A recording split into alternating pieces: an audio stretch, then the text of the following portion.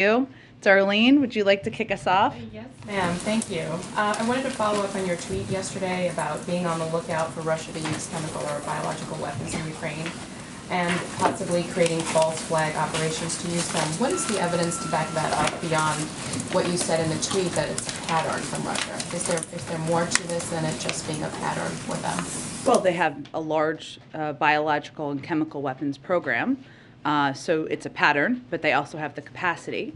Well, I'm not going to get into specific intelligence. We look at all of those factors. And we also know, and one of the main issue that prompted my Twitter thread yesterday was that Russia has a history also of inventing outright lies like this, which is the suggestion that the United States has a chemical and biological weapons program, or Ukraine does, that they're operating. Russia is the country that has a chemical and biological weapons program. So the objective was to make clear the inaccuracy of the information, the misinformation they're trying to put out, and make clear to the world that they not only have the capacity, they have a history of using chemical and biological weapons, and that in this moment we should have our eyes open for that possibility. Would use of chemical or biological weapons be a red line for the president in terms of direct U.S. involvement in the war over there? We are directly involved. We are providing $1 billion in security assistance. We are the largest provider of that. We are providing humanitarian. With the U.S. military going and engaging in Ukraine and fighting a war against Russia, we don't have any intention to do that. Go ahead. Oh, go ahead, Darlene. Go ahead. Last one. One other one.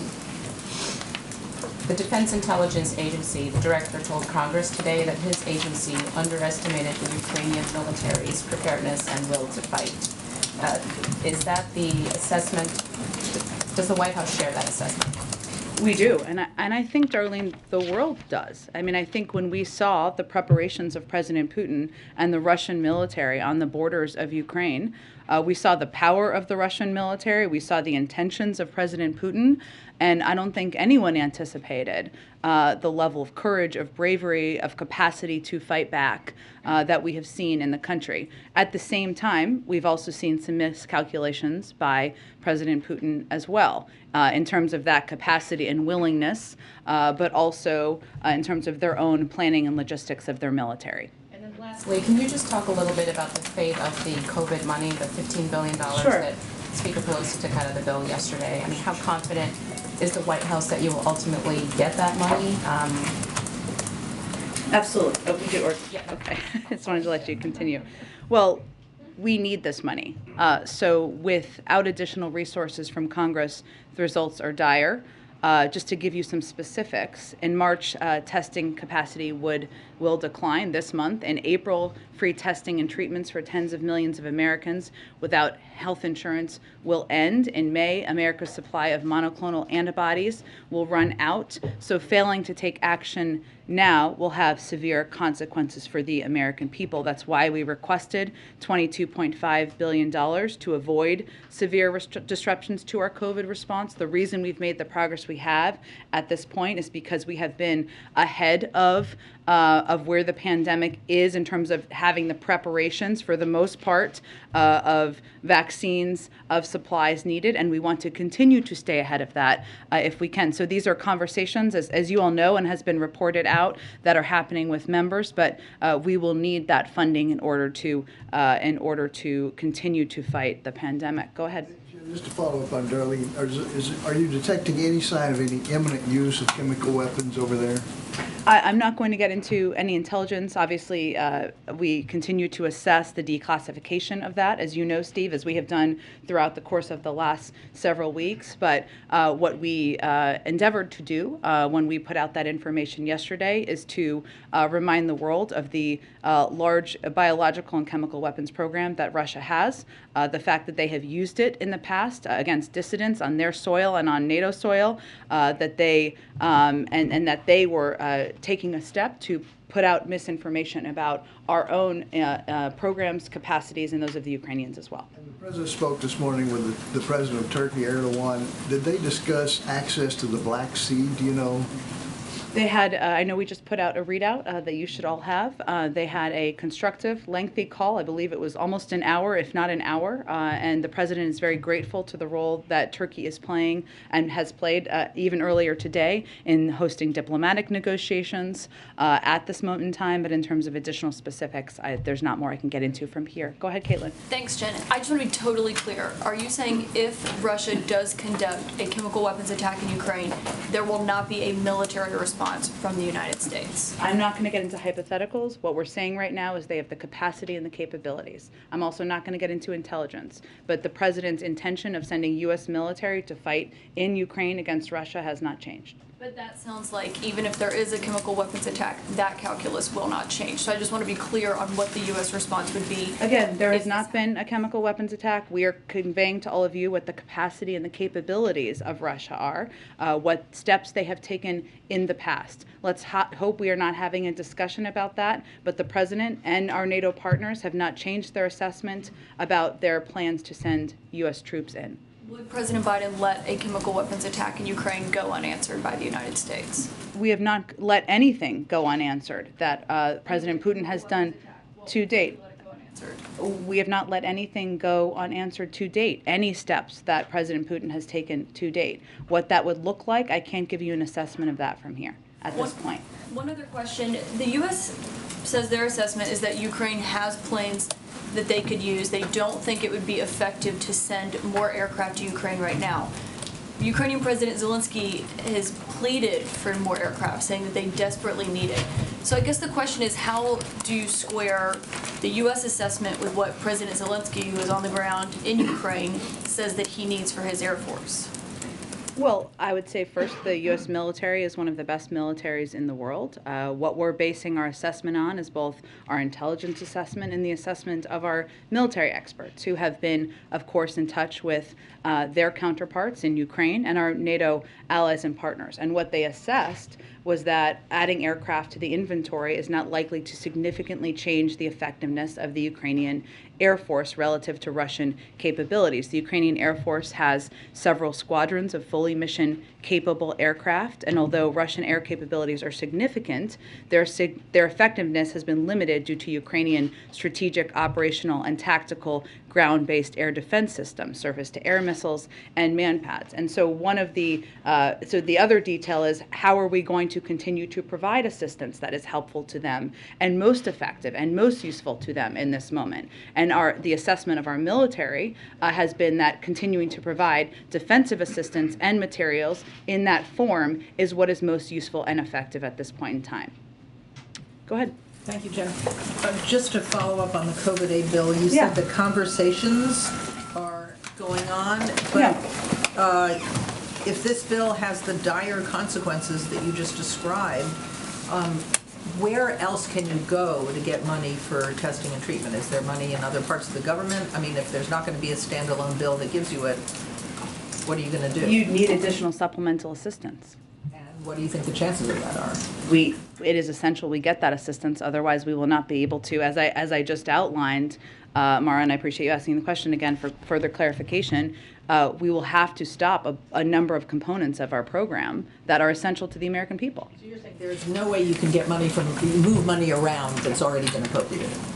Well, again, I think that if we had that money to move around, we would be moving it. And our assessment is that we need this additional funding in order to meet the needs of the American public. And I would also note that a lot of these programs are widely popular across the board, regardless of your political affiliation, providing antivirals, providing tests, providing free vaccines. Those are all programs that we're talking about continuing. And I just have one more question on another subject. The administration has been criticized for putting sanctions on one dictator and then going hand in hand to other dictators like Venezuela. How do you explain that? Well, I think our engagement with Maduro, who we don't recognize, as you know, as the leader of Venezuela, but who is detaining American citizens, was to bring American citizens home. That was our first priority in those engagements. There is not, so as you're all assessing. Nothing to do with energy? There are a range of topics that we discussed. Largely, the conversation was about our approach to the Western Hemisphere. Certainly, Venezuela, as you all know, is the largest producer of oil in the world. But as you're one of them in the world. Sorry, thank you. Ed gave me a funny look there. I appreciate that. One of them in the world. But part of our conversation was focused about a range of issues, including encouraging them, of course, to be engaging in steps toward peace. As you may have seen, Maduro has announced his intention to be a part of the talks with the opposition in Mexico. But as you are assessing how to spend your energies in this time of a lot of news in the world, I would not focus a lot of them on conversations about the future of the United States importing oil at this point in time. Go ahead. From Venezuela. Go ahead. Question on the economy. The inflation numbers that we received today show consumers paying almost 8% more than a year ago, and this was before Russia's invasion of Ukraine. So how much higher does the administration expect prices to climb? Well, as you know, a large driver of these inflationary numbers from the last, these monthly numbers, were from energy prices, and we have seen the increase happen as a result of Russia's invasion of Ukraine. So while we're looking at year over year, and there were year over year numbers that came out about a month ago as well, there are still predictions and projections from the Federal Reserve and outside economists about inflation moderating towards the end of the year. Obviously, they make those assessments on a regular basis. But in terms of prices going up, we do anticipate that gas prices and energy prices will go up. That is something that the president has conveyed very clearly to the American public. We also believe it will be temporary and not long-lasting. And what our focus is on now is doing everything we can to mitigate and reduce those prices and ensure there isn't a longer-term impact. So I can't make new projections for you from here other than to convey that, yes, it is accurate that the invasion by President Putin into Ukraine has impacted global inflation in the United States because of the impact it's had on energy prices, and that is a significant contributor to inflation, the inflationary numbers we saw come out today. You said this is temporary. You've noted before that inflation is going to wane or is expected to wane by the end of the year. Is that still your belief? That continues to be the projection of the Federal Reserve, of outside economists, and we really rely on them for their projections. But there is also no question that inflation may be higher for the next few months than it would have been without President Putin and Russia's further invasion into Ukraine, particularly due to higher energy prices. And obviously they will watch that, and we are watching that, but that is definitely having an impact. And just one more on this topic. The president said earlier this week that American companies, he sort of urged them not to price gouge. Are you aware of any price gouging in gasoline that's going on right now? That's something we've asked the FTC to look at. They are the appropriate body. They're an independent body, so I'd point you to them for any assessment of that. But that's something we have to continue to monitor, right? We've been monitoring it. We've asked them to monitor it. But obviously, at this point in time, when Americans are paying higher prices at the pump, this is one of the areas where we need to watch closely. Go ahead. Can I ask you about the transportation mask mandate? Sure. TSA says it was based on a CDC recommendation. I'm just wondering if you're in position to explain the rationale, the science, the logic behind continuing it in places where the community level is low. Well, I would really point you to the CDC to provide further detail, but I would note, as you know, when you get on an airplane, you travel to different places, right? You're not just static in one place, whether it's a green zone or a yellow zone or a red zone. So what they also announced is that TSA will be, that the CDC will work with government agencies to help inform a revised policy framework for when and under what circumstances masks should be required in the public transportation corridor, because it's unique, right? If we're in Washington, D.C. and we're in a green zone or a yellow zone, you can make a clear assessment. If you're moving from one zone to another and you're picking people up from one zone to another, it's a little bit different, and that requires some consultation, which is what they're going to endeavor to do between now and April 18th. Completely separate topic. France said today that the window on an Iran deal is closing. Does the U.S. share that view? Is the sense here that Iran is trying to run out the clock? Well, our view is that we are close. We have been close for some time now, and we also, for the last several weeks, as we've been talking about. We also all know from having been through these negotiations before that the end of negotiations is always when the difficult and challenging parts of the conversation typically take place. So I wouldn't make that assessment or echo that from here. We are continuing to have these diplomatic talks. It is in all of our interests to stay at the negotiating table, and that's what our plan is to do from here. Go ahead. Jen, you said earlier to one of my colleagues that nothing that Russia has done so far in terms of this invasion has gone unanswered when you were being asked about bio and chemical weapons. Obviously, none of what we have done to answer Russia has steered them from continuing this invasion. So why not consider some alternate strategy to communicate to Russia the consequence if they are to do a bio or chemical weapon strike inside Ukraine? Like what? I'm asking you, in other words, why not communicate? You won't say if it's a red line, right? Because you won't say that it's not our intention right now. So let me start there. Is there any red line for Russia that the U.S. would have some involvement where the military entered in Ukraine? I'm not going to get into red lines from here, Peter. What I would tell you is that when I said we have not let anything go unanswered, what I mean is that we have amped up a range of military and security assistance, a historic amount to Ukraine, including a range of defensive weapons, which we've expedited the delivery. Even in the last 10 days, we've delivered about $240 million of that. And also we've provided a range of humanitarian assistance, and we have basically crushed the Russian economy, where the stock market is not even open. So it's inaccurate to suggest it's gone unanswered. We have taken all those steps and rallied the world. And I'm not saying it's gone unanswered. You say it's gone unanswered. We've witnessed the answer in the form of sanctions. I'm saying, given the potential that you've indicated that Russia could use a bio or chemical weapons strike there, why wouldn't the U.S. communicate to them something that is not an answer, but instead preemptive to communicate the consequence if they are to take what would be a horrific this war to a horrific new level? The president's first and most important objective is the national security and interests of the United States and being clear and direct with the American people. He has been clear and direct with the American people. He is not intending to send U.S. troops to fight in Ukraine against Russia, to start another war, that would be an escalatory step that would not be in our national security interests and not in the interests of NATO. What we have conveyed is Russia's capabilities, their capacities, and their pattern of using chemical and biological weapons. And so what does he say then? That's the message to the American people. His responsibility to them, of course, is before any other. What does he say to Vladimir Putin if those at the head of the Russian government are considering that? What do you say to them watching right now? We have been very clear, and our actions have been the evidence of this, that there will be significant consequences for every escalatory step that is taken by President Putin and the Russian government. Follow on this then very quickly as it relates to the MiGs. You guys have said you closed the door on supplying combat aircraft to Ukraine right now, the transfer of MiGs. We heard from the Pentagon, your colleague there, John Kirby, said it was high risk. Mitt Romney today said there was a sentiment that we're fearful about what Putin might do and what he might consider an escalation. It's time for him that it will moderate by the end of the year.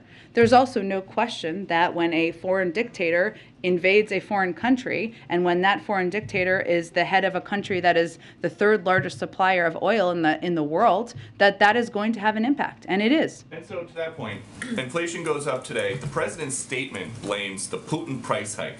Are you guys just going to start blaming Putin for everything until the midterms? Well, we've seen the price of gas go up at least 75 cents since President Putin lined up troops on the border of Ukraine. And last month, the statement didn't mention the Putin price hike. It mentioned inflation because of the pandemic. Why is that? Well, Peter, last 2 years, there was a global pandemic. Everyone who's global economists have all agreed that has been the biggest contributor to date of inflation because of the impact on the supply chain. Obviously, global events impact the economy, the global economy, as well as global inflation. And the price hikes as a result that have escalated over the course of time of President Putin's further invasion of the impact on the global oil markets are, of course, having an impact. President Biden has hosted electric vehicle stakeholders here at the White House. Would he host oil and gas producers, the people who are the most affected by the Putin price hike? Well, the oil and gas, I have nothing to preview or predict for you in terms of him hosting oil company executives. Is he open to that? I don't have anything planned on the schedule for that front, but I will tell you that the president has been clear that he believes they have the tools they need, 9,000 unused permits. They have the capacity they need to go get more oil here in the United States, and he'd encourage them to do that. Hey, Go ahead. Just one more about electric vehicles. You guys are pushing electric vehicles today. This is a president who always talks about the power of our example. Does he own an electric vehicle? Presidents of the United States don't do a lot of driving. He's posted videos where he's revving the engine of his Corvette in Wilmington. He owns cars. And he also has driven electric vehicles as president, as to give a model to the rest of the country. Does he own one? I think the president's record on this is clear, Peter. Presidents of the United States, current and when they are no longer, typically are not doing a lot of driving. Go ahead. Jen, the Vice Go President expressed support for a war crimes investigation into Russia. Why at this point isn't the United States comfortable just directly labeling the bombing of a maternity hospital as a war crime? Well, first let me say, the bombing of a maternity hospital is horrific, it's barbaric. I don't think anybody who saw that could not have been emotionally deeply impacted. There's a legal review process that the United States undergoes to make considerations of labeling something as a war crime. That is the ongoing process we're pursuing at this point in time. It's ongoing. Obviously, if Russia is intentionally targeting civilians, that would be a war crime, but we need to go through the legal assessment and review in order to make a formal conclusion. One more. The journal is reporting that Saudi Prince Mohammed bin Salman declined a request to speak with President Biden recently. Early in his term, the White House said the president would conduct diplomacy with the Saudis through the king rather than through MBS. Why has that policy changed? That report is inaccurate, so let me start there. The president did speak with the Saudi king just a few weeks ago, several weeks ago. It's all running together at this point in time. There were no rebuff calls, period. But when he spoke with King Salman on February 9th, they talked about, and the readout made this clear, a range of issues and global issues that we can continue to work together on, including deterring Iranian-enabled attacks against civilian targets in Saudi Arabia, supporting UN-backed efforts to end the war in Yemen, ensuring the stability of global energy supplies. And the president's focus is really on our relationship moving forward, where we can work together, how we can work together on economic and national security here at home, and he looks forward to that continuing. Does it remain the policy that he will only be conducting diplomacy through the king? Well, he is his appropriate counterpart, but again, there are different leaders who attend different global events from a range of countries, including Saudi Arabia. So if the Crown Prince had been at any of the global events that the president had recently attended, I'm sure he would have engaged with him, but he was not. Go ahead. Thanks, Jen. Senator Manchin said today that he supported the Republican plan to move forward with 4 out of 5 Fed nominees. I know that you're going to say that Republicans on the Banking Committee should just get back to work and allow the entire slate to go forward, but the president also said during the State of the Union that these nominees were crucial to the fight against inflation, and we saw today, obviously, that's still a pressing concern. So I was wondering if you could walk me through why you wouldn't take what Senator Manchin called a win, get 4 of your 5 nominees. Is it because Sarah Bloom Raskin herself is crucial to this fight in inflation? Is it that you're worried about a slippery slope in the Senate? Like, why not take the 4 out of 5? I know you give a little bit of a preview of what I might say there, but one, we don't have any change in our approach or policy here. The committee should hold an up or down vote on all 5 nominees. It is important to note that it is not a lack of votes on the committee to move these nominees forward.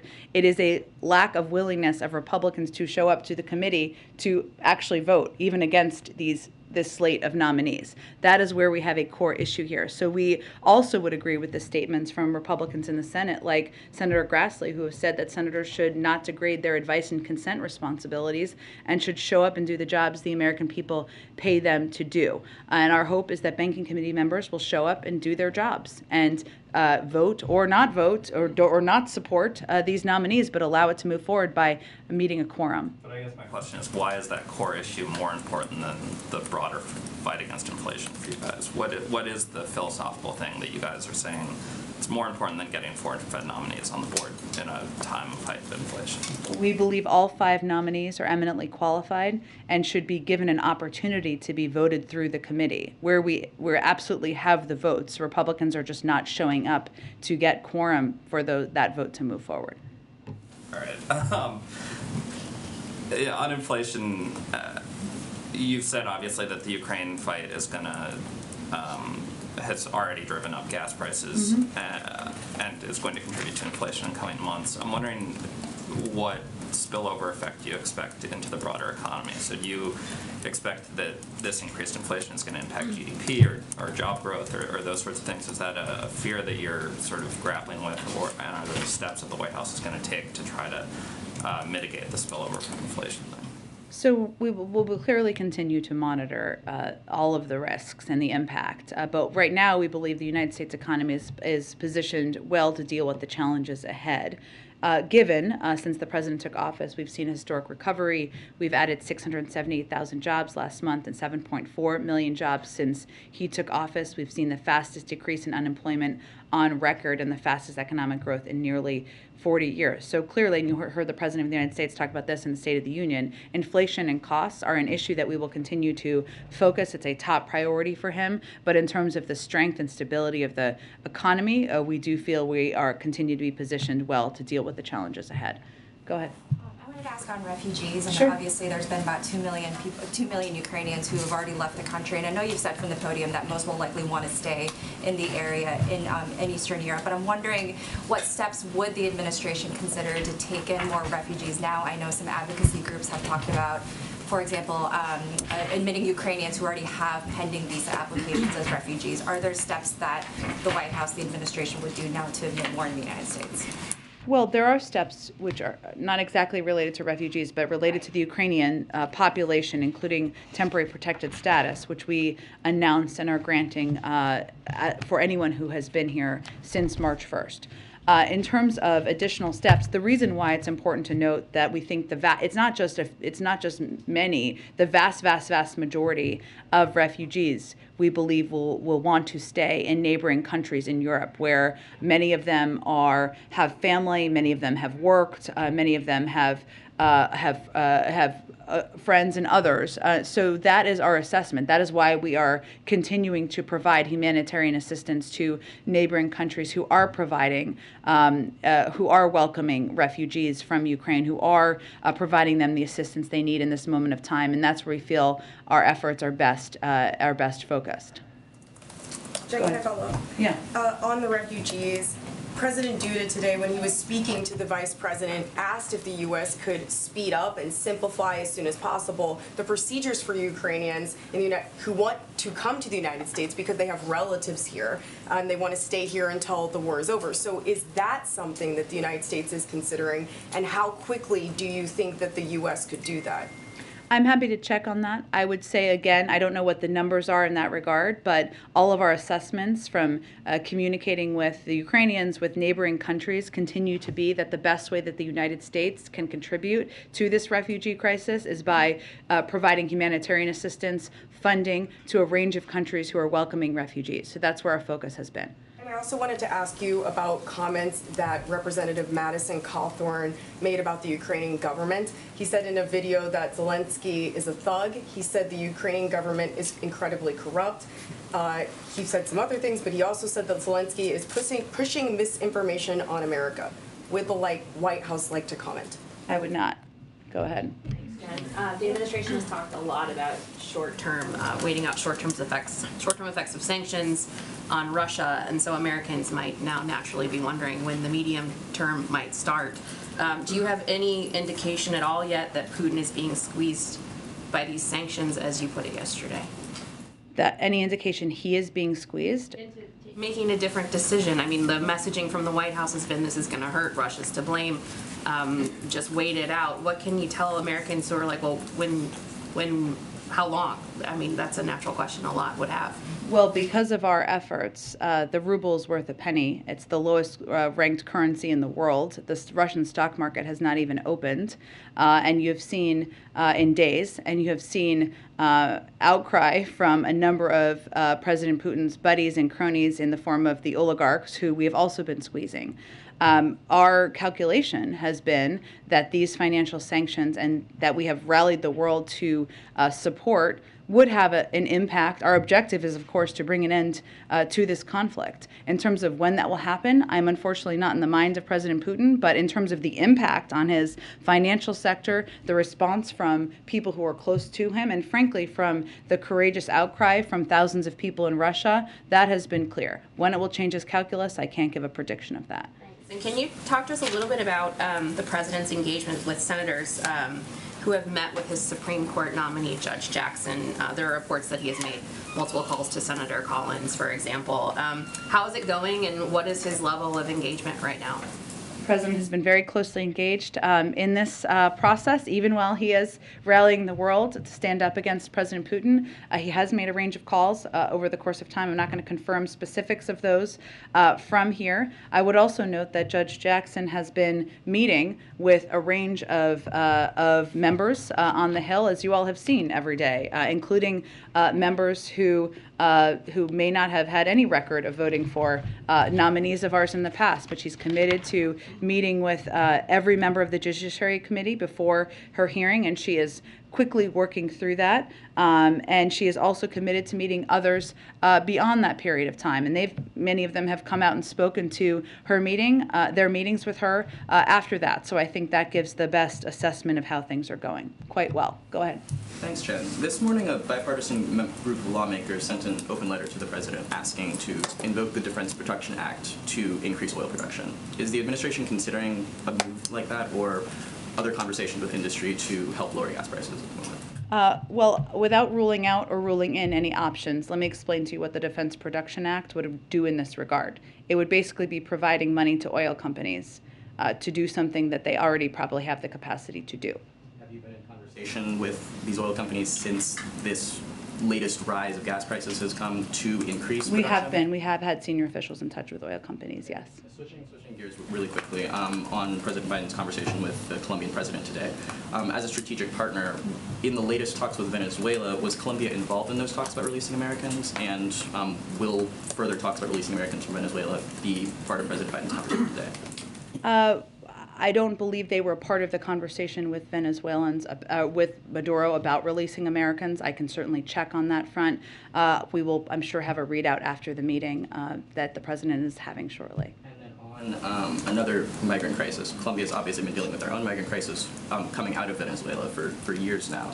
As part of these, as you've all said, that migration is going to be a major part of these conversations with Colombia. Is the administration prepared to, say, help the refugee crisis that's going on in that country and manage the outflow from Venezuela into Colombia?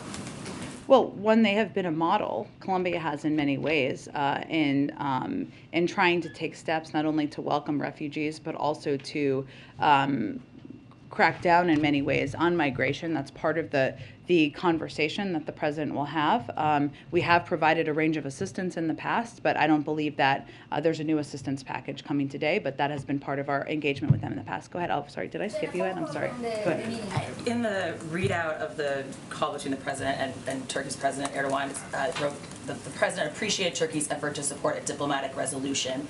How would you characterize the White House's role today in supporting a diplomatic resolution to the crisis, if there's any role the U.S. is playing? The U.S. is leading the global effort to rally opposition to the actions of President Putin, and we have been engaged with the Ukrainians on a daily basis. We've provided more security assistance, more humanitarian assistance than any country in the world, and there wouldn't be the unity of financial sanctions and actions without the leadership of the United States. So what we're doing is we're putting the Ukrainians in a position of increasing, hopefully, strength in their negotiations and discussions. Is the U.S. playing any concrete role in facilitating these diplomatic talks? We are supporting the efforts by a range of leaders, including Erdogan, including our Turkish allies, including the Israelis, including the French, and others who are engaging directly with President Putin over this. And if I could just ask a follow-up on inflation. You've been getting questions about inflation for months. Sure. And you've talked about a lot of work the White House is doing, but it's largely been long-term strategy, right? Supply chain work, supporting manufacturing in the U.S., semiconductors. The Americans that woke up with another round of headlines about inflation this morning, is there something you want to point to that's what the White House is doing to provide short-term relief, like immediate relief to the rising costs? I would say that a huge part of what we've done has had an impact already. One is obviously inflationary pressures have been caused by the pandemic and control. which has been the president's top priority, has the biggest impact on that. We've seen hospitalizations go down. We've seen people return to the workplace. We've seen 99% of schools open across the country. Also, the steps that our supply chain task force have taken have already had an enormous impact, including increasing movement through ports by, I believe, about 60%. If you look at shelves at stores right now, 89% of them are stocked. That is a direct result of the actions of the supply chain task force and this president. It is also true that while the early stages of inflationary pressures were caused by the pandemic and caused by the impact on the supply chain of that right now what we're looking at are different pressures, right? Which is the pressure of the energy sector that is a direct result of President Putin's invasion of Ukraine. And what we are doing in that regard is leading the world in responding to that and looking at every option possible, including coordinating a coordinated release from the Strategic Petroleum Reserve to ensure we're increasing supply to reduce prices. So I would say that there are a range of steps that have already had an enormous impact across the board on addressing inflationary pressures, but we also are dealing now with a new challenge that is why we're seeing the inflationary pressures go up. Go ahead. Just to follow up on your point that you said that senior administration officials have been in touch with oil companies about boosting supply. I don't know unless this has been reported elsewhere. Can you say which ones and what the response is? I'm not going to detail it further, but we've clearly met with them and we remain engaged with them as we do with a range of private sector companies. One other on Ukraine, we talked about chemical and biological weapons. As Russia appears to be moving towards encircling Kyiv itself, something that Pentagon officials, you or others have said could take several days, if not weeks.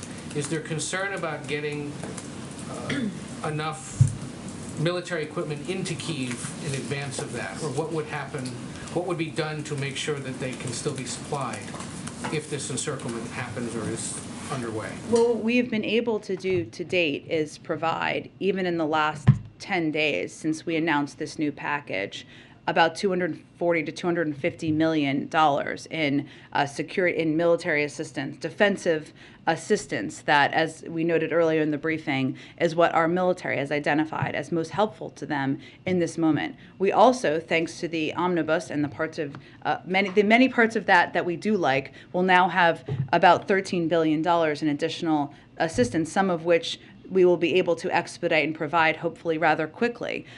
So we have effectively and efficiently been able to provide a range of assistance to the Ukrainians, and we expect we'll be able to continue to do that. And then there was a helpful but on background and off-camera conversation yesterday about the Colombia president's visit and details of the Venezuela engagement over the weekend.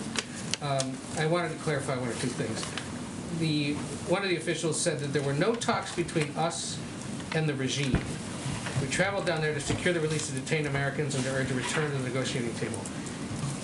So they did not speak with Maduro government officials about getting the Americans released? Well, we were working to free American citizens. As I said yesterday, detained in Venezuela, obviously that required speaking with those who had detained them. I don't have more details on who exactly was engaged in that from the Venezuelan side. You know, when was the last time U.S. officials had talked to anyone in the Maduro regime or that was holding those hostages before they went to Venezuela? You mean before they were detained in Venezuela a couple of years ago? Before they got there this weekend. When would it had been ongoing for months. Okay. So the timing of this visit, I know they said in the call, for example, this was the result of months of work. Was it prompted by what's going on in Ukraine, their visit, or was it the result of unrelated months of work? Because there are some looking at this saying they're taking advantage of the Ukraine situation, potential vulnerability, the need for oil in the global supply, not just to the U.S., but globally. This must have been why they went this weekend. Well, the issue of detainees is our first priority. And we are also, as you know, had discussions about a range of issues, even as they were through different channels. But I would note that there have also been developments, including Maduro committing to engage with talks with the opposition that have happened over the last couple of days. But the release of the detainees was not for the exchange for sanctions relief or buying oil. And as I noted a little bit earlier in the briefing, this is not currently an active, while they are a very large producer of oil, this is not currently at this moment an active conversation about importing their oil. So that's where things stand at this point in time. But obviously when there's opportunity to bring American citizens who are detained home, we are going to take advantage of that opportunity. Can I follow up on that? Yeah. On the timing of these meetings with Nicolas Maduro, when did these meetings actually start? When was the first time that there was an engagement between the U.S. government and Nicolas Maduro? Well, the engagements with those who have been detaining Americans have been ongoing for months. But can you be a little bit more specific? I can see if there's anything more specific I can get you, sure. And also following on that, since the president is already here, I mean, in Washington, D.C., the president of Colombia, Yeah. Iván Duque, and about to meet with President Biden, was there any courtesy call from the U.S. regarding this engagement with Nicolas Maduro, given the circumstances and given that President Duque has been one of the most vocal critics in the region against Nicolas Maduro? I'm happy to check and see if there's any more details we can provide on our diplomatic engagements. I would note that our objective here and our top priority was bringing American citizens home. Typically, those conversations and the briefing out of them happens in a very, very small circle, and so I would just note that. But I will see if there's more detail we can provide. Question, if I may. Is there any intention to declare Colombia as a principal extra NATO ally after the meeting with the president or even prior to? Sure. Let's let the meeting happen. We will have a readout of the meeting after the meeting, and I'm sure there will be some developments coming out of it. Go ahead. Can I follow up on the vote that took out the COVID funding? Well, obviously one of the issues that rose with the Democrats in the House was the offsets. Was the White House on board with that arrangement, with taking sort of half of that funding from the pre-existing funds, and is that something that would be workable in a standalone piece of legislation? I'm just not going to negotiate on this from here. Our objective is to ensure that there is additional funding so that we can continue to meet the needs of the American people. As I noted earlier, those conversations are ongoing, when we will certainly be a part of them from here in our legislative team. And one more on gas prices. I know you've spoken, I think, about the gas tax before, but there was a group of Democratic governors who wrote a letter to congressional leadership about a potential federal gas tax holiday, something that the president would engage Congress on? We have not taken any options off the table, and including that one. I would just note that the gas tax, if I'm correct here, is about 18 cents. And obviously gas has gone up by a larger amount than that. So we will consider a range of options, but the biggest impact we believe we can have is working through a range of channels to increase supply in the global marketplace, and that is where a lot of our energies are focused on, but we have not taken options off the table. Go ahead. Thanks, Jen. I wanted to follow up on something you said earlier about how the U.S. is supporting the diplomatic talks between the Ukraine and Russia, but has there been conversations about America getting more involved, and is there a point where President Biden needs to bring both sides to the table? Well, I would say that what our biggest focus is on is continuing to support the Ukrainians, the Ukrainian leaders, and we are doing that by being the largest provider of military, security assistance, and humanitarian assistance in the world. And our objective is to strengthen them, boost them as they are participating in these negotiations. I have not, the president has never closed the door to diplomacy. Certainly he has been leading the diplomatic effort largely around the world as we're rallying opposition to President Putin's efforts. But we've also been engaging before and after nearly every one of these conversations with the Ukrainians, with the Europeans, to discuss where we can support and get readouts of all of these conversations. And one more. Former Vice President Mike Pence was at the Ukrainian border today. Did the administration know he was going, and was there any kind of State Department support for him or any kind of official support? I'm certainly happy to check. April, why don't you do the last one? Go ahead. Okay, Jen, two questions. One, I want to find out what's the latest on Brittany Griner, if you have an update, and also what is the end goal when it comes to this situation for the Biden administration? The end goal of the war. Resolution for Brittany Griner Oh, in the okay, midst sorry. of all of this. Well, we have of course seen the reports. I cannot speak to the specifics of it because we do not have a Privacy Act waiver. But our objective is always to bring American citizens home who are detained in foreign countries. So that will remain our focus, and that's what we'd like to see the end outcome to be. Is this Putin's bargaining chip? Is she Putin's bargaining chip? Again, I can't speak to the specifics of this case, April. I certainly understand why you're asking, but our focus right now on our how we're going to bring an end to the conflict is to support and boost up the Ukrainians, to support diplomatic conversations, and to continue to provide a range of assistance in that light. Speak to specifically why she's detained, all of that, but the end result, can you get into a little bit of the weeds, the minutia, as to what you're doing and how to bring her back? I cannot speak to that from here. We don't have a Privacy Act waiver, I would say again, but also for any American citizen held, we typically do not get into specifics because that is not constructive to bringing people home. And lastly, can you preview tomorrow as the president, he laid out the next year during the State of the Union, but he's going to be talking to his own party tomorrow in Philly. What can you give us a little bit of a readout of what he's going to say specifically? I'm trying to get a little bit more as it relates to the CDC. What is he going to say to them? Because he didn't have as much equity and inclusion in the State of the Union as some would have hoped for. Well, I would say I have not reviewed the remarks with him yet, or the remarks yet, so I am not in a position yet to give you a preview of what he's going to say. He's looking forward to traveling to Philadelphia tomorrow to speak with the caucus. I'm sure we can get you all something on that later this afternoon. Thanks, everyone. What's your end game in Ukraine? What's your end game there? You're not facilitating negotiation, you're not going there. I know.